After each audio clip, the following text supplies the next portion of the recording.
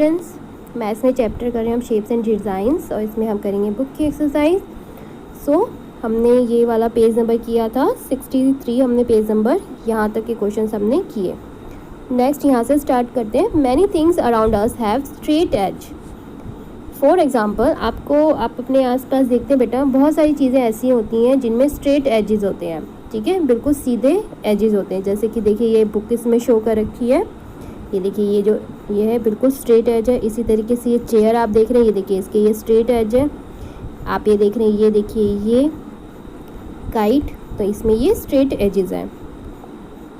Next, other things have curved edges. For example, यानी कि बेटा हमारे आसपास बहुत सारी चीज़ें ऐसी होती हैं जिनमें किन्हीं में तो स्ट्रेट एजेस होते हैं, किसी में कर्व्ड एजेस होते हैं। कर्व्ड मतलब इस तरीके से घूमे हुए।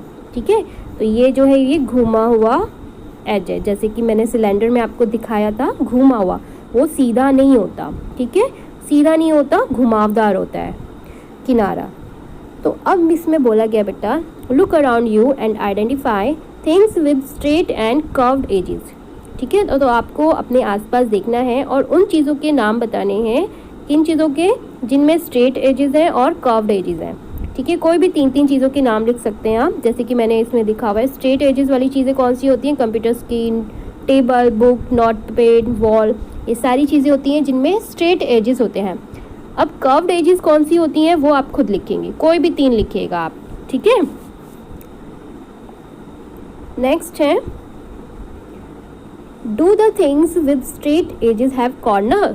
अब बताइए आप कि जो स्ट्रेट एजेस वाली चीज़ें होती हैं क्या उनमें कॉर्नर होते हैं?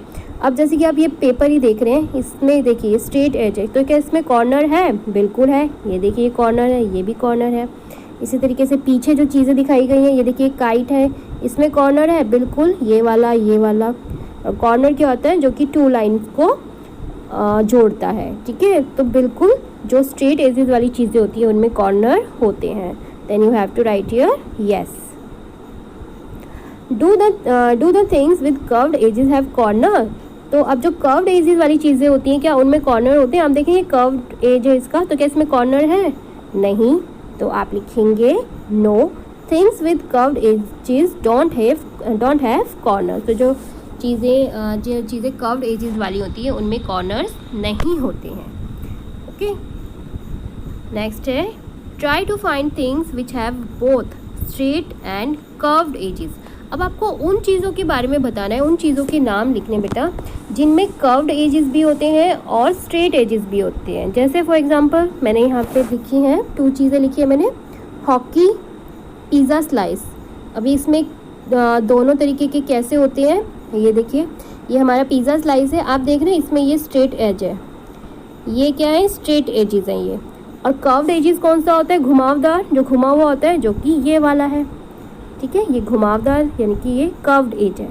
इसी तरीके से हॉकी, अब हॉकी में आप देखेंगे ये स्ट्रेट एज है, ये देखिए ये वाला जो है ये स्ट्रेट एज है, लेकिन जो ये वाला है ये तो कर्व्ड एज है। ये देखिए ये वाला क्या है? कर्व्ड एज है। तो इसी तरीके से बेटा आप यहाँ पे 3 चीज़ें और लिखेंगे जिनमें कर्व्ड और स्ट्रेट दोनों तरीके के एजेस होते हैं। ओके, आप इनको बेटा बुक में नहीं करेंगे, इनको आप कॉपी में करेंगे। पहले आप क्वेश्चन लिखेंगे और उसके बाद आप इसको सॉल्व करेंगे। ओके, कॉपी में क्वेश्चन फिर उसका आंसर। नेक्स्ट है एक्टिविटी टाइम। इसमें एक एक्टिविटी दी गई है जिसमें बोला गया है take a rectangular sheet of paper. एक रेक्टेंगल शेप का जो है आपको शीट लेनी है, काउंट इट्स कॉर्नर्स। अब काउंट करने उसके कॉर्नर्स को देखिए। जैसे रेक्टेंगल शीट का मतलब इस तरीके की शीट हो गई और इसमें कॉर्नर्स कितने हैं? 1, 2, 3 एंड 4। ठीक है, तो 4 कॉर्नर्स हैं। अब क्या बोला है? Now fold 1 of its corner. अब आपको इसका 1 कॉर्नर जो है वो फोल्ड करना है, जैसे कि इस पिक्चर में दिखाया गया है 1 कॉर्नर इसको फोल्ड किया गया। तो अब आपको बताना है कि how many corners does it have now. तो अब इसमें कितने कॉर्नर बन गए हैं? पहले जब हमने मोड़ा नहीं था तो 4 कॉर्नर थे, तो अब कितने कॉर्नर्स बन गए हैं? 1, 2, वेट, ये देखिए 1, 2, 3, 4, 5। अब कितने कॉर्नर्स बन गए इसमें? 5 कॉर्नर्स इसमें बन गए। Next, how many corners will you gate by folding 2 corners, 3 corners and 4 corners. यानी कि अभी तो 1 कॉर्नर हमने मोड़ा था, अब आपको 2 कॉर्नर्स मोड़ने और बताने कि कितने उसमें आपको कॉर्नर मिलेंगे अगर आप 2 कॉर्नर्स मोड़ते हैं। तो यानी कि अगर आप इस साइड वाला कॉर्नर भी एक और मोड़ दें इस तरीके से, तो यहाँ पे भी ये देखिए यहाँ पे 2 कॉर्नर्स बन गए, तो यहाँ पे भी 2 कॉर्नर्स बन जाएंगे। ये शेप आपकी कैसे हो जाएगी, कुछ इस तरीके से हो जाएगी। ये देखिए ये इस तरीके की हो जाएगी। तो जैसे यहाँ पे 2 कॉर्नर्स हैं तो यहाँ पे भी 2 कॉर्नर्स आ जाएंगे, ठीक है। और फिर यहाँ पे ये 2 कॉर्नर्स हो जाएंगे, तो 2 2 4 एंड 6 कॉर्नर्स हो जाएंगे, ठीक है। आप चाहे तो एक शीट लेके उसमें से आप करके देख सकते हैं। फिर आपको 3 कॉर्नर्स फोल्ड करने हैं और फिर बताने हैं कि कितने कॉर्नर्स हो जाएंगे, और फिर 4 कॉर्नर्स। नेक्स्ट है, can you fold this paper in such a way that it has only 3 corners, you are allowed only 2 folds, what shape will you get. यानी कि अब आप इस शीट को, रेक्टेंगुलर शीट को क्या इस तरीके से मोड़ सकते हैं कि उसके 3 कॉर्नर्स हो, ठीक है। 3 कॉर्नर्स होने चाहिए उसके, और आप सिर्फ 2 बार फोल्ड कर सकते हैं, ठीक है। 2 बार उसको फोल्ड करेंगे तो बिल्कुल हम कर सकते हैं। देखिए कैसे करते हैं। तो ये हमारे पास एक ये रेक्टेंगुलर शीट है, तो इसका अगर हम ये 1 कॉर्नर मोड़ते हैं, देखिए जैसा कि आपको बुक में भी दिखाया गया है, इसका ये 1 कॉर्नर मोड़ने पे हमें कितने कॉर्नर्स मिले हैं। देखिए इस तरीके से हम जब देखते हैं तो हमें कितने कॉर्नर्स मिलते हैं, 1 2 3 4 5 कॉर्नर्स हमें मिलते हैं एक मोड़ने पे, एक कॉर्नर मोड़ने पे। अब हमने 2 कॉर्नर्स मोड़े, ठीक है, ये मोड़े हमने इसके 2 कॉर्नर्स। तो अब इसके कितने कॉर्नर्स हो जाएंगे, अब देखेंगे 1 2 3 4 5 6, तो टोटल 6 कॉर्नर हो गए।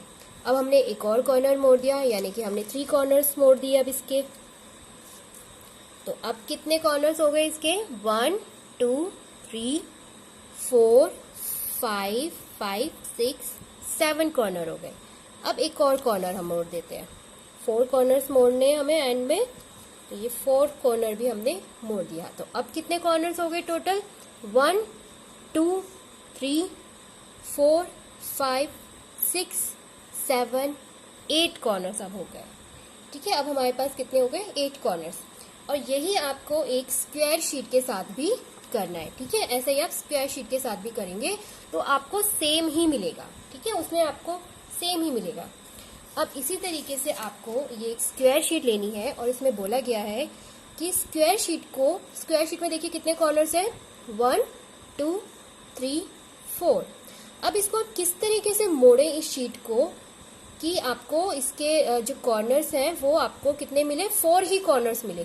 जैसे कि अभी हमने रेक्टेंगुलर शीट के मोड़े कॉर्नर, तो जो कॉर्नर्स है वो बढ़ते चले गए, लेकिन हम इस स्क्वायर शीट को कैसे मोड़ें कि कॉर्नर जो बढ़े नहीं उतने ही रहे, कितने रहे, 4 ही कॉर्नर्स रहे। तो आप क्या करेंगे, देखिए एक कॉर्नर आपने पहले इसको ऐसे मोड़ा, ठीक है, आपको इसके चारों कॉर्नर्स मोड़ने हैं, और इस तरीके से मोड़ने हैं कि आप मोड़ने के बाद भी उसके 4 ही कॉर्नर्स रहे। तो हमने 2 कॉर्नर्स मोड़ दिए, अब हम एक और कॉर्नर मोड़ देते हैं, थर्ड वाला भी। ये देखिए थर्ड वाला कॉर्नर भी हमने मोड़ दिया, और अब 4th वाला कॉर्नर भी हमने मोड़ दिया। तो अब देखिए अब कितने कॉर्नर्स बचे हैं इसमें, अभी भी इसमें 4 कॉर्नर्स ही बचे हैं, 1 2 3 4 कॉर्नर्स ही बचे हैं, ठीक है। तो इस तरीके से आप मोड़ेंगे तो आपको 4 कॉर्नर्स ही मिलेंगे। अब इसमें एक और क्वेश्चन था बेटा आपकी बुक में कि आप रेक्टेंगुलर शीट को किस तरीके से मोड़े। आपको 2 बार मोड़ना है सिर्फ इस रेक्टेंगुलर शीट को, कि आपको ऐसी शेप मिले जिसमें 3 कॉर्नर्स हो, ठीक है, ऐसी शेप मिलनी चाहिए आपको उसमें कि 3 कॉर्नर, और आपको सिर्फ 2 टाइम मोड़ना है इस रेक्टेंगुलर शीट को। तो देखिए एक बार हमने इसको ऐसे मोड़ा, ठीक है, एक बार मोड़ा, और एक बार हमने इसको फिर से, जो ये नीचे वाला पार्ट बचा हुआ था इसको भी हमने इसी तरीके से मोड़ दिया। तो देखिए अब कितने कॉर्नर्स हो गए इसमें, 3 कॉर्नर्स ही हो गए ना, और 2 टाइम हमने मोड़ा है सिर्फ, 1 2 3। तो 2 टाइम मोड़ने के बाद हमें मिल गए 3 कॉर्नर्स। और ये कौन सी शेप बनी है, आपको शेप भी बतानी है, शेप कौन सी है, ट्राइंगल शेप है, ओके। तो इस तरीके से आप इसको करेंगे। तो अब यही एक्टिविटी आपको स्क्वायर शीट के साथ भी करनी है, जैसे कि अभी हमने ये रेक्टेंगुलर शीट के साथ की, स्क्वायर शीट के साथ भी आपको यही करना है। नेक्स्ट हम ये भी कर चुके हैं, can you fold all the corners of the square sheet in such a way that the number of corner remain unchanged, यानी कि हमने चेंज किया, हमने देखा कि हमने किस तरीके से स्क्वायर शीट को जो मोड़ा और उसके कॉर्नर उतने ही रहे जितने स्क्वायर शीट में थे। कितने थे? 4 कॉर्नर थे, तो 4 कॉर्नर्स ही रहेंगे, चेंज नहीं होंगे। अब इसमें आप देख रहे हैं बेटा यहाँ पे कुछ चीज़ें दी गई हैं, die, ball, eraser, egg, sheet of paper. अब आपको इसमें बताना है कि क्या इन चीज़ों में कॉर्नर्स होते हैं, अगर होते हैं तो आप लिखेंगे येस, देखिए ये डाइस में लिखा हुआ है येस। नंबर ऑफ एजेस बताने हैं, आपको डाइस के नंबर ऑफ एजेस बताने हैं कि उसमें कितने एजेस होते हैं, और डाइस का कौन सा शेप होता है बेटा? क्यूब। मैंने आपको बताया था क्यूब शेप का होता है हमारा डाइस। तो अब आपको ये बताना है कि इसमें कितने एजेस होते हैं और कितने कॉर्नर्स होते हैं। कॉर्नर्स ऑलरेडी लिखा हुआ है, ठीक है। अब बॉल का आपको बताना है क्या उसमें कॉर्नर होते हैं, अगर होते हैं तो येस, नहीं होते हैं तो नो। और एजेस कितने होते हैं और उसमें कॉर्नर्स कितने होते हैं। इसी तरीके से इरेजर, एग और शीट ऑफ पेपर का आपको बताना है, ये आप बुक में ही करेंगे। ओके, अब इस तरीके से यहाँ पे भी देखिए आपको इसमें उस टिक लगाना है जिसमें कॉर्नर है, ठीक है। In the following figure tick those which have corner, यानी कि इन चीज़ों में आपको देखना है कि किन चीज़ों में कॉर्नर है, और जिन चीज़ों में कॉर्नर है उनमें आपको राइट का निशान लगाना है, ठीक है।